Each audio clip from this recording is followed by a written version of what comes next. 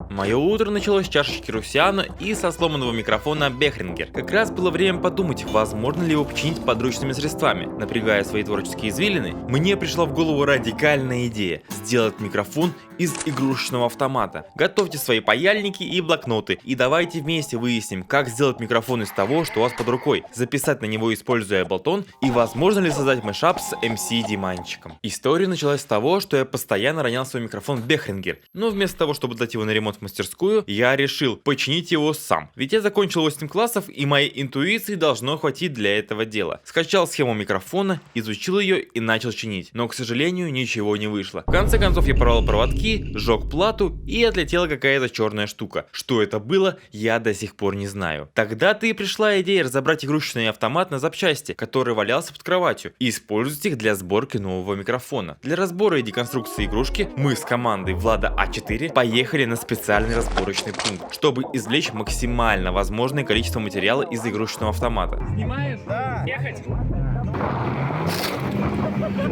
После разборки мы получили полуавтомат, из которого добыли проводки, колонку, эко-микрофон, вибромоторчик и другие детали, которые могут пригодиться в следующих проектах. Сначала была идея сделать из игрушки микрофон, но после нашего способа разборки сделать это было невозможно. Поэтому было принято решение засунуть добытые ресурсы в микрофон Behringer, а если быть точнее, проводки и динамик. Скачав нужные схемы из интернета, я подробно изучил их, взял джек-провод, оголил провода с помощью ножа и криво напрямую припаял к звукоснимателю. По-русски говоря, дешевый динамик из китайского автомата. Интересный факт: мембрану микрофона стараются сделать как можно более тонкой и чувствительной, но не в нашем случае. У нас же мембрана из пластикового стаканчика, вырезанными китайскими детьми в подвале. Разобрали микрофон Behringer, вытащили оттуда оригинальные внутренности и засунули наш самопальный микрофон. При добавлении динамика в корпус старого микрофона появились проблемы. Первое: он летал по корпусу, как негр в бизнес-класс из эконома. Второе: он выдавал очень слабый сигнал в звуковую карту.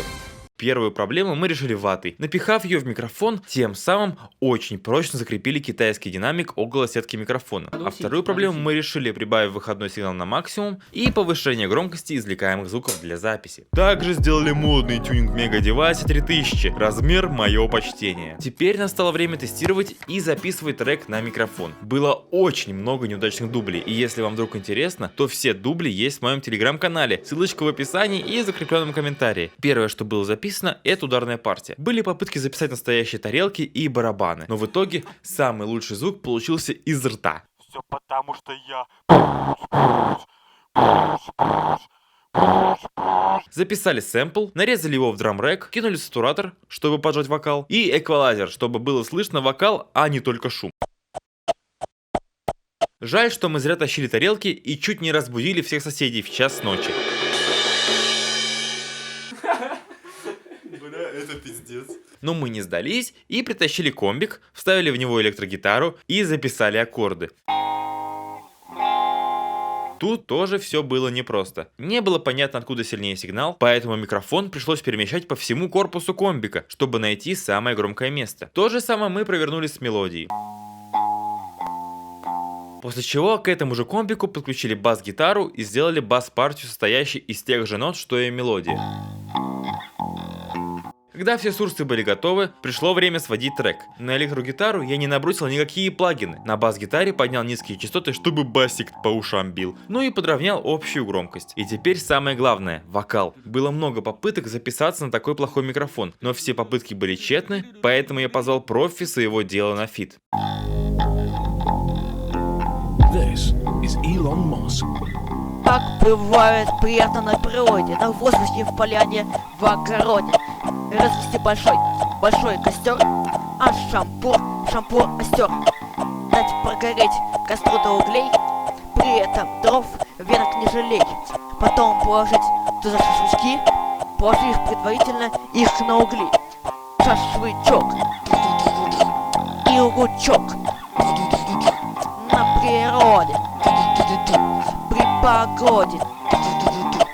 Из свинины, из баранины слюнки текут, а гости ждут. Вот такая история починки теперь легендарного микрофона Behringer. Подписывайтесь на Telegram, YouTube, ищите микрофон на Авито и запомните, я вашу маму уважаю.